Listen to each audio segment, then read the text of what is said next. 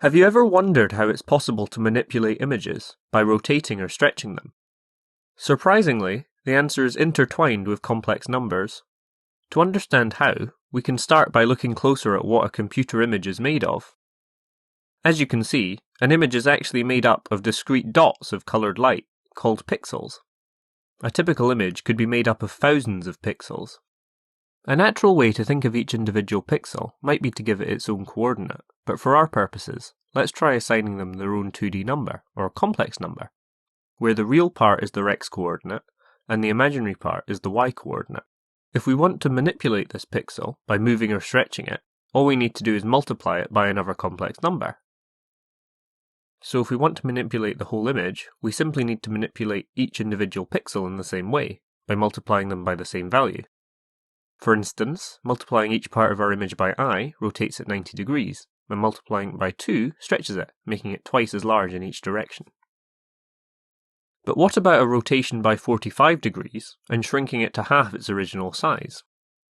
Or a rotation by 135 degrees, or any arbitrary rotation? For this we need a new perspective on our complex numbers. Up to now we've written them like this, where the real part is the x-coordinate, and the imaginary part is the y-coordinate.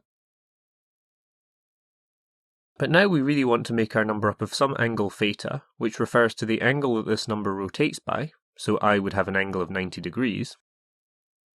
We also need the distance of our point from the origin, and since all points a certain distance from the origin trace out a circle, we'll call this the radius of our circle, r. Zooming in, we can trace out the triangle our point makes with the origin, and using sine and cosine we can work out what the x and y coordinates of our point equal for a given angle and radius. Substituting this into our x plus iy equation for a complex number, we get a new way of writing a complex number, known as the polar form of the complex number. You'll often see these referred to with two coordinates, one for the angle and one for the radius. So the number that would shrink our image by half and rotate it 45 degrees is written as 0.545. Applying this to our original image does what we'd expect. There's one problem left though. I've been showing these transformations as smooth animations, but in truth we've only worked out 2 points, the start point and the end point. We have no way to animate the points. Really, we'd like to be able to show our transformations as animations that work over time. To do this, we somehow need to split up our number into smaller pieces. For example, a rotation by 90 degrees could be split into two 45-degree rotations. If we look at this for the number -1, we see it split into two 90-degree rotations. This is effectively the same thing as saying that I squared equals -1. If we rewrite these two numbers in polar form, we see that multiplying together two 90-degree rotations gives a 180-degree rotation. This is a specific example of the more general fact that multiplying complex numbers adds their angles together, and because of that we can split any complex number into two rotations that are half the original rotation, which we can write out like this. We can simplify this a bit by saying that the square root of a given complex number, assuming that r is 1, is equal to the complex number halfway between that number and the x-axis. If we call that original number z and rewrite our square root with exponent notation, we get this equation.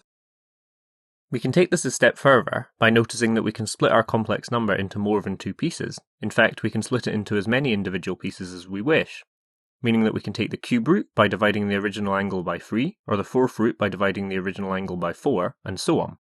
This fact is written like this, and is called the Moivre's theorem. It's very useful in mathematics, particularly because it leads to the so-called roots of unity, which are effectively the nth roots of 1. For our purposes though, we can use the Moivre's theorem to split our rotations into equal pieces. We can see our original rotation, with only the start and end pieces, and then a rotation that includes an extra piece, and then two extra pieces, and so on. Video typically runs at 60 frames per second, so by splitting our original transformation up into that many pieces, we get a perfectly smooth video. And that's how we use complex numbers to create animations and manipulate images.